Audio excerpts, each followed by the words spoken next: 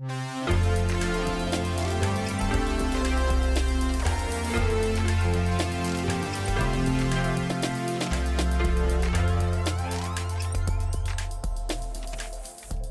friends, and welcome to the fourth episode of a special weekly witness series introducing Texas Impact's legislative priorities for the next biennium. My name is Scott Atnip, your host and Texas Impact's Director of Public Witness, and this week we continue our series with the discussion about the climate crisis and what Texans of faith can do. During the series, we will welcome a faith leader each week to help us introduce a section of the legislative priorities and have a conversation about why it's an important priority for the faith community. Then we'll be joined by a member of the Texas Impact team to help us prepare for the policy conversations we'll need to have leading up to the upcoming election season and legislative session. The first two episodes in this series featured Texas Impact staff and board members discussing Texas Impact's legislative priorities, a consensus set of legislative priorities determined by almost 50 Texas Impact board members representing our member denominations and faith traditions.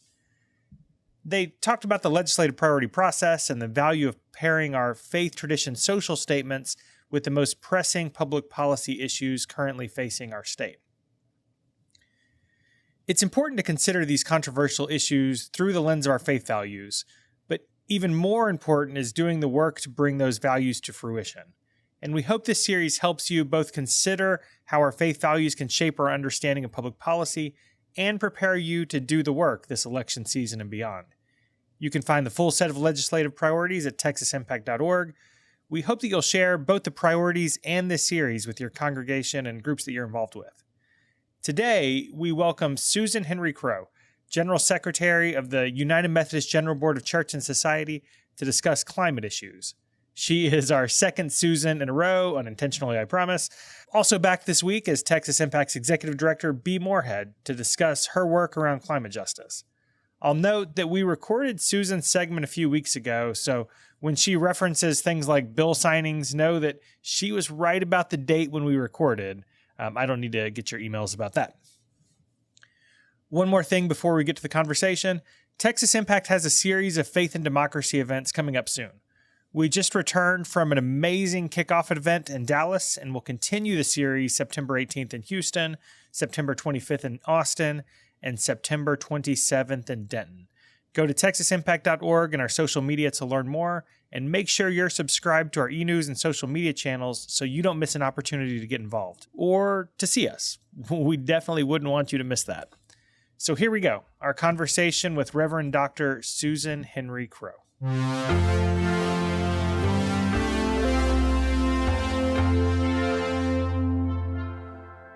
Joining us for today's conversation is one of my favorite faith leaders. Of course, I have to admit that as a United Methodist, I am a little biased, but we're excited to have with us the Reverend Dr. Susan Henry Crowe, General Secretary of the United Methodist Church's General Board of Church and Society. Susan, thanks for rejoining us today. My pleasure. It's great to be with you always, Scott. Yeah, I always love these conversations and looking forward to this one today. So let's go ahead and jump in.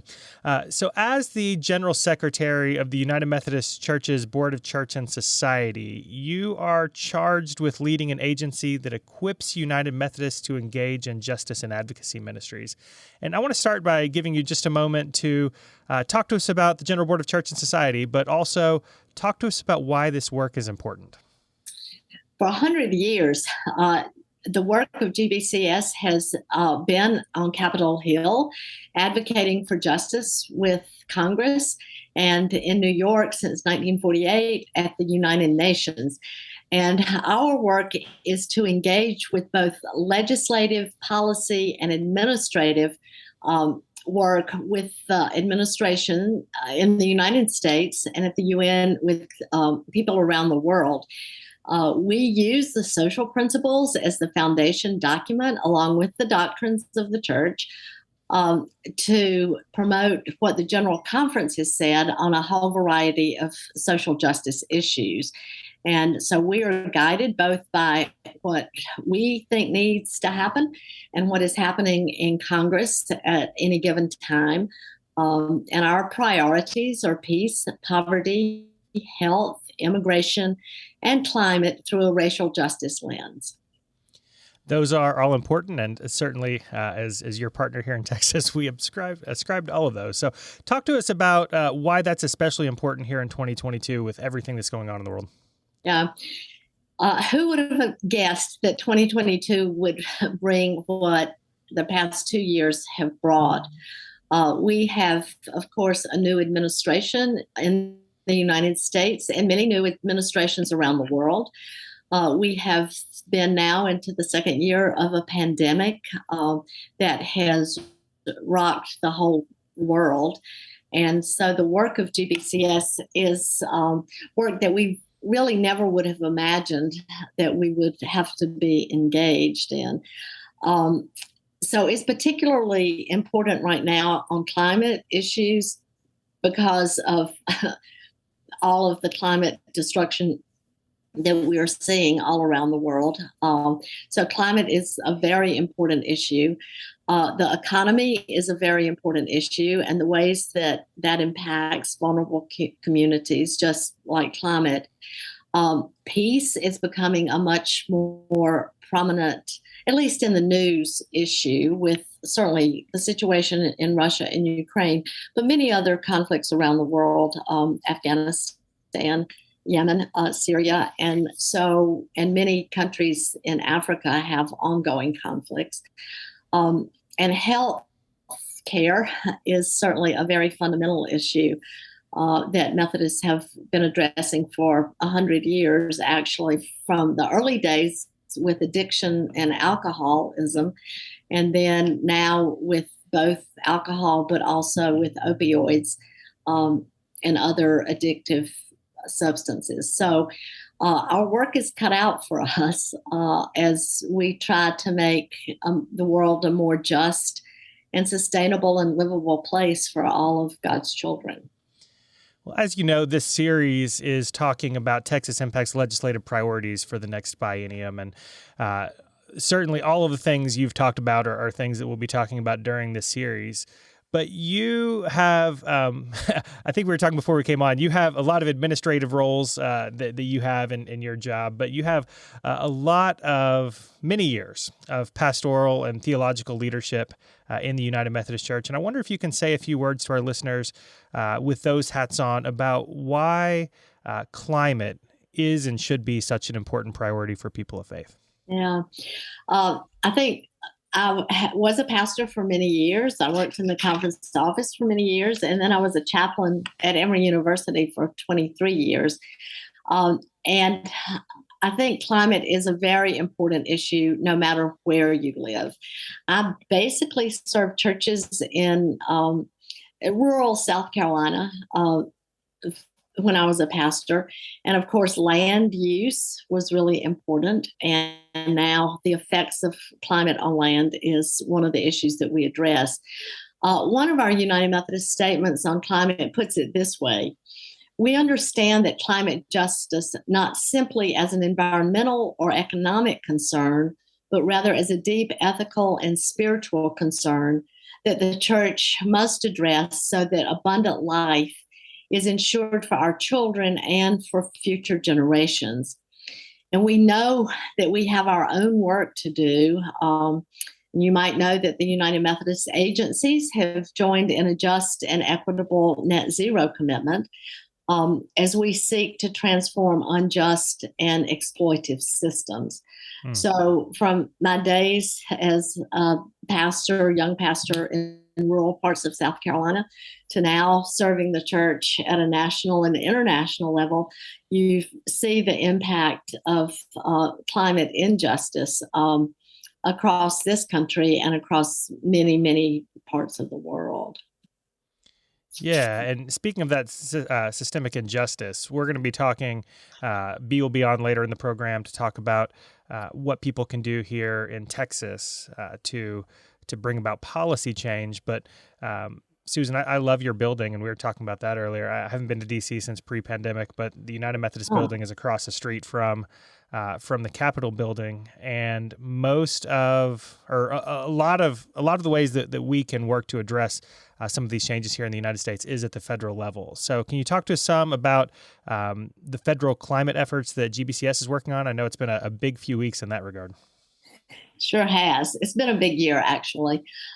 Just yesterday, President Biden signed into law the Inflation Reduction Act, which, among other things, includes $369 billion over the next decade for climate justice, both direct investments and tax credits to reduce emissions by, among other things, incentivizing clean energy production, accelerating clean vehicle infrastructure, increasing energy efficiency, placing a price on methane emissions, and investing in agricultural conservation programs. The legislation also provides environmental and climate justice block grants, which is really important, to support frontline communities. Altogether, this is projected that the provisions would keep the United States close to the goal that it set in the Paris Agreement, with emission reduction by 2030 of around 40% from the 2005 levels. Unfortunately, along with the strong provisions, there are some troubling provisions to further expand fossil fuel extraction and production. And the whole compromise was premised upon Congress's considering another piece of legislation that will expedite permitting of oil and gas infrastructure. So we still have a lot of work that we have to do. Yeah. I would make one more note that the reconciliation package, the Inflation Reduction Act, is a separate piece of legislation from the annual appropriations process. And we continue to be focused on ensuring strong funding for international climate finance. Yeah. So still work to do. Still work to do, but a big win, right? And something that we can certainly celebrate. And I know a lot of faith advocates were working for a long time on this. That doesn't mean it's over, friends. Like as she said, it's not perfect, but we should take a moment to smile sometimes. So thanks for your work on that and the explanation. Now, not all of the climate work that has to take place is even here in the United States. And one of the things I love about the United Methodist Church is that it is a global denomination, which allows your agency to connect with United Methodists and partners throughout the world. So I think for our listeners, you have a unique ability to understand global issues like climate change. How can those global connections make us better advocates? Yeah, that's such an important question. And I will say that the last trip that I made right before COVID was to the DRC. And in Kinshasa, which is where I was, you certainly saw a lot of climate injustice and vulnerable communities. It's so important that our advocacy is rooted in relationships.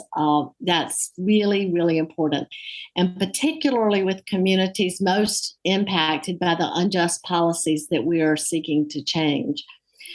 In the context of climate, it's been so important. And you all have been great leaders in Texas Impact. And we're so grateful for your leadership in elevating global voices and connections within the UN climate negotiations. I was able to go to Scotland to COP26 last year and participate with British Methodists. And we had an amazing group of young leaders from around the world who were able to attend and speak in the negotiations and share their experiences on the front lines of the climate crisis.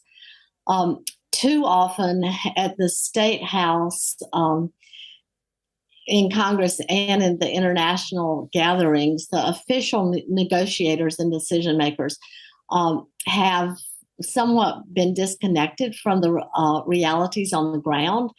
And so we, as people of faith, have the opportunity and the responsibility to bridge that gap and ensure those voices are at the center of decision making. So the relationships are really important. Staying connected to communities that are most impacted and listening to those voices and impacting voices and helping influence decision makers all around the world is really critical. And I think as people who participate in the public policy realm, that's what it's all about, right? Is listening to voices in our community who are struggling, figuring out ways that we can elevate their lives, and then communicating those with elected representatives. And so, yeah. So before we close, I feel like, and I'm going to try to ask most of our faith leaders who come on this question, it is rough out there right now. There are people who are struggling. There are people who are cynical, all of those things. And I feel like we need a little bit of a word of hope. So do you have a word of hope that you might be able to leave with us today? I do. Nice. I do think that hope can be kind of elusive at times, and it's a little bit hard to see and to hold. So I first want to acknowledge that. We are coming up into an election season, and I think it's really important that people vote and that you really study what the policies are that the people who are running for office will support. I think that's critically important. And I think that it's really important for us, people my age, and others, to encourage people of faith to run for public office. It's really great. One of our interns is running for office in Tennessee, and that's really exciting to see his commitment to running for public office. There are others in North Carolina and other places that are running for public office, and but at the school board level, at the county level, at the state level, to have people of faith running for office and being proud to be United Methodist and say that we are Methodist and we hold values of justice in our heart. And I think that's a really important thing. So I do think that there is reason to hope. And this bill that was passed and that President Biden signed this week is huge. And so, we didn't really even see it coming. We were working on it, right, but we didn't see it coming. And so that's kind of like the resurrection. Yeah, you don't see it coming.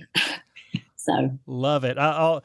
You'll like this story. We were at the event formerly known as the United Methodist Women's Legislative Event a couple of years ago, and a newly elected state representative came running up on the day we were at the Capitol, and she said, "I'm a United Methodist woman. My friends have been encouraging me to come to this event for years, and I could never make it. And I ran for office and I won. Can I come say hello?" Like, yes.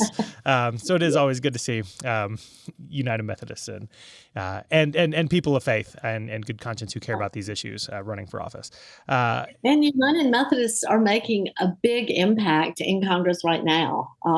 So just recent events, there are strong United Methodist voices, and we are very grateful for that. Absolutely. Well, speaking of, any shameless plugs you'd like to leave us with today? Shameless, great gratitude to you in Texas. You are kind of the model group, and we are very grateful for that. And just a word of thanks to people of faith in United Methodist who continue on this journey of helping make faith and peace and justice a reality everywhere. So, all right. Thank you. Well, Susan, really appreciate the time today and really appreciate the work you're doing every day on behalf of a better and more just and equitable world. Thank you so much. You're so welcome, and I want you to come to D.C. and bring some people. All right. We'll have to make that happen.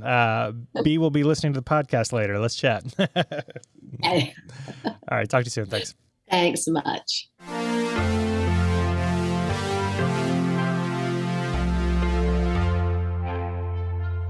This week's episode was brought to you by Methodist Healthcare Ministries of South Texas, Friendship West Baptist Church in Dallas, and the COVID Collaborative.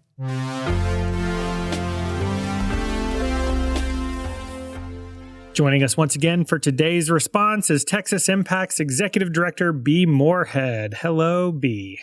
Hey, Scott. It was so good seeing you last weekend. I know we're in the middle of this Faith and Democracy series where we're going to hang out with a couple hundred of Texas Impact's best friends throughout Texas, but that's been a fun start to that event, right? Big event in Dallas last weekend, going to Houston this weekend. That was amazing. We had so much fun with all of our Dallas people, and I can't wait to see all our friends in Houston. Hopefully people will come and engaging conversation about how we can participate effectively in the upcoming legislative session and the elections. Yeah, it's going to be fun. Houston, we'll see you soon. Austin and Denton coming your way soon thereafter. But jumping into today's topic, we're talking about climate issues, and really appreciated Susan Henry Crowe's conversation to kick off this episode. But this is a relatively new or evolving issue for the faith community. You know, we've been talking about health and human services for decades, but are still trying to figure out over the course of the last 10 or 15 years exactly what it looks like to be advocates on climate issues. So have you seen that issue evolve over the last period of time? You know, it's an interesting question. When I first took this job, I took it on the condition that I wouldn't have to work on any environmental issues because I didn't think I really understood them. And the very, very, very first issue that I had to work on was climate change. And so I learned about it, and because of that, got to see the evolution of the Texas faith community, certainly from not really having any interest in talking about climate change to it being a primary issue for a lot of folks. And in that time... As a reminder, when I was an intern back in the early 2000s, we were a part of the What Would Jesus Drive campaign. I remember that was something that is absolutely true. Hybrid cars or something. Yeah, absolutely. We've come a little ways from there. Well, and your friend Suzanne Russo, now with Pecan Street Project and a Weekly Witness alum, actually was your co-intern on that project. So, yeah, deep roots there. But the big thing I would say is, compared to some of those other issues that you talked about, healthcare, migration, the faith community has spent a lot of the past 20 years working through from its understanding of the scriptural foundations of climate policy, kind of at warp speed to understanding global policy.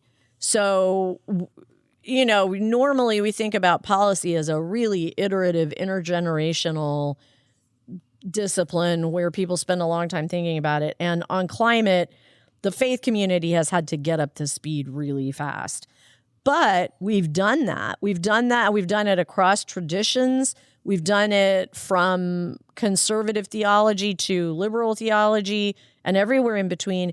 And at this point, the faith community has a real seat at the global policy table on climate change. And so what's that look like, having a seat at the table, and why is that?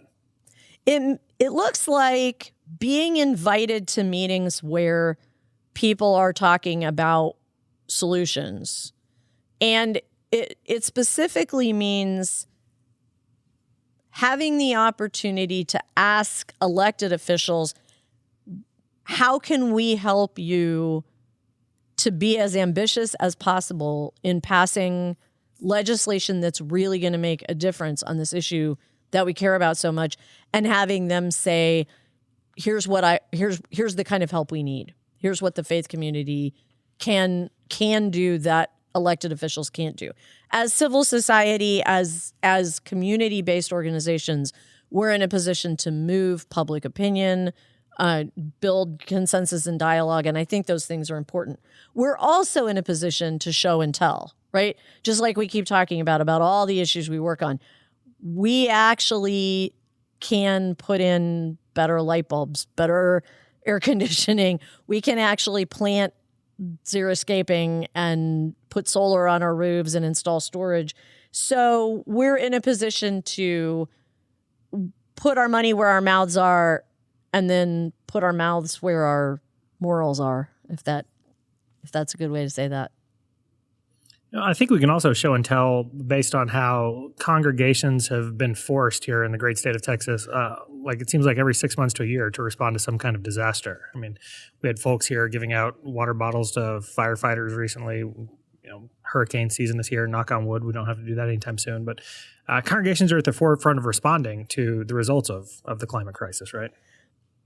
Absolutely, that's true. And one of the legislative goals that Texas Impact has, we've been working on this now for several years, actually since Hurricane Harvey, when we saw the faith community's huge response to this clearly climate-related disaster. One of our goals legislatively has been to really center disaster and disaster response and the role of faith community with respect to climate in this state. So it's one thing to say, if we can do all the things, right, reduce our emissions, sequester carbon, all of those regenerative things, then maybe we can avoid some impacts of climate change.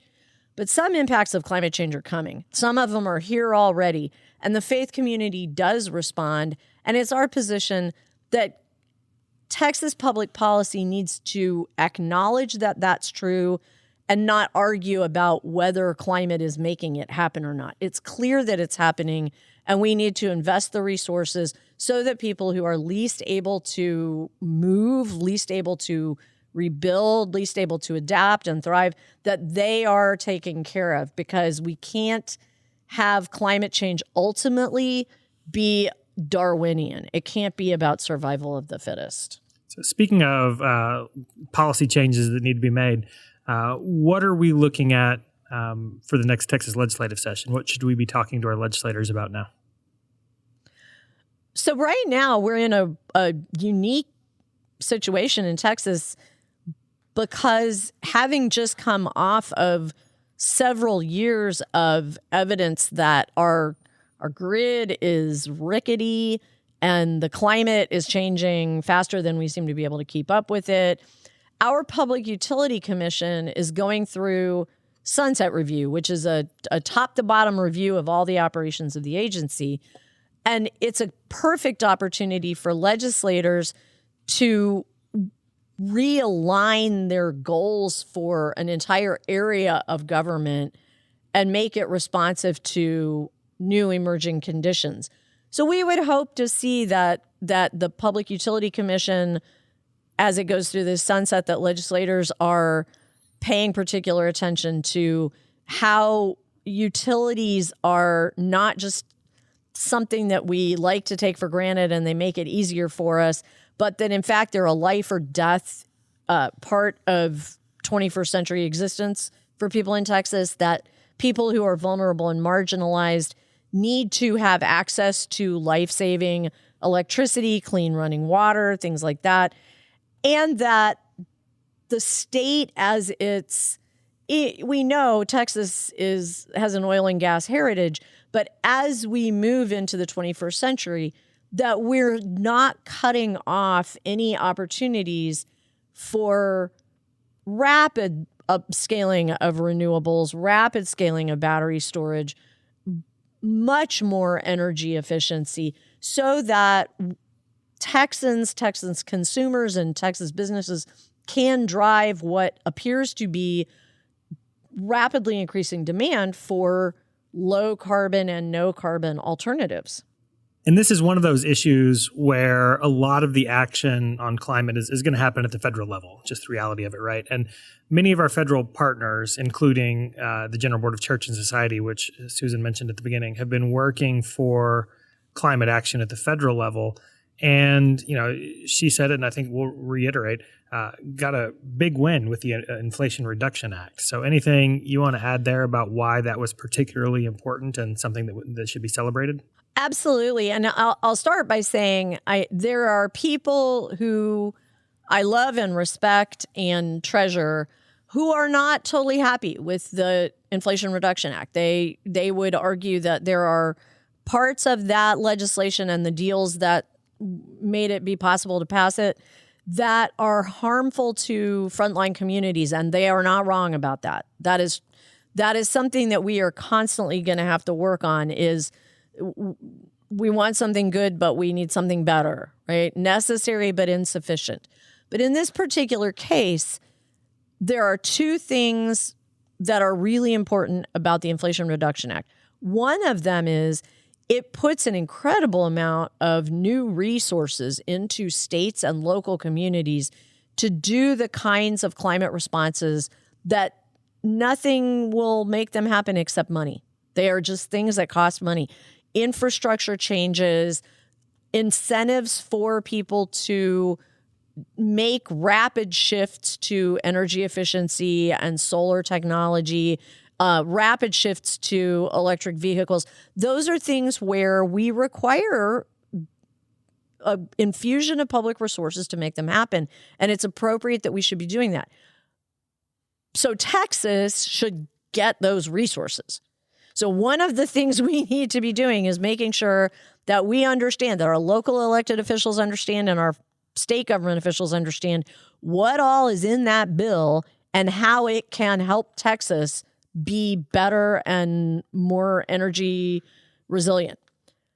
The second thing is that by passing that Inflation Reduction Act, the United States showed to the world that after several years of retrograde motion on climate, everyone was just in despair over the United States losing its leadership position and losing moral authority to talk about climate change, that we are now back in a leadership posture, that we have passed legislation that will result in real emissions reductions on the scale that is needed. Is it enough? Certainly not. Does it have problems? Certainly it does. But when our negotiators go to the global climate negotiations in November, they will be able to say, we are walking the walk, not just talking the talk. When we say countries should be ambitious, we're not just saying that in theory. We are, in fact, here with legislation we weren't even sure we could pass, but we made commitments, and now we're in a position to keep them. And that means everybody else needs to up their game too. So big step forward, but still work to do, huh? And when is it not the case for us as, God's people that make a big step forward and there's still work to do? Especially here in Texas. All right, B, thank you so much for the time and appreciate all you do. We'll look forward to seeing you in Houston on Sunday. Absolutely. Thank you, Scott.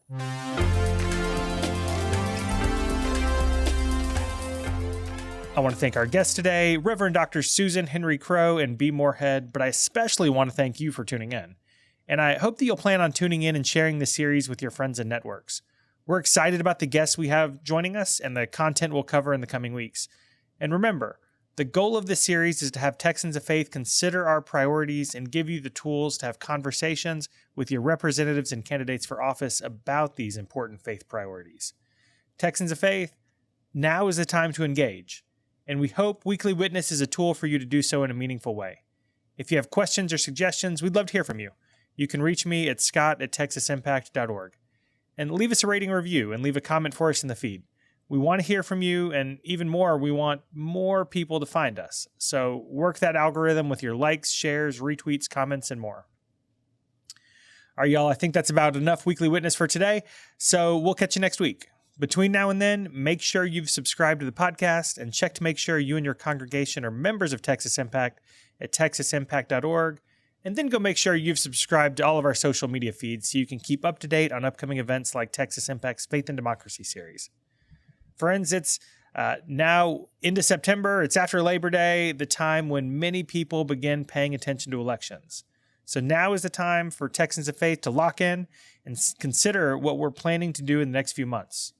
The world needs Texans of Faith active and engaged. So let's get to work.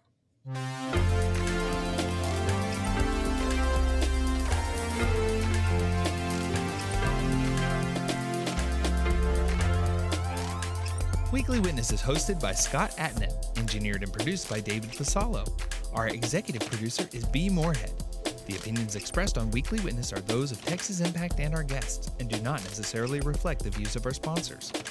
Weekly Witness is a product of Texas Impact, people of faith working for justice. Visit us online at texasimpact.org.